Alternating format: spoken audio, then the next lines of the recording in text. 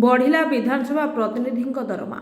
विधानसभा बाचस्पति उपबाचस्पति मंत्री और सदस्य मान दरमा भत्ता और पेंशन बिल 2025 गृह पारित होईछि। तेबे विधानसभा अनिर्दिष्ट काल पर्यंत मुलतवी हेबा पूर्व यह बिल गृह पारित होईछि। बाचस्पति दरमा 40,500 रु 98,000 को वृद्धि।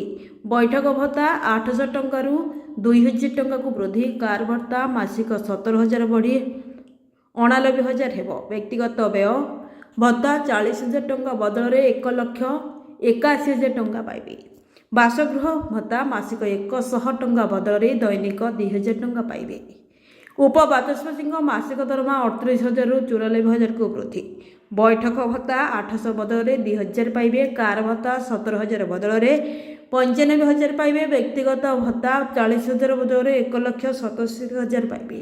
बासगृह भत्ता दैनिक 2,000 टंका पाइबे। विधायक मान दरमा भत्ता केमिति मिलिबो?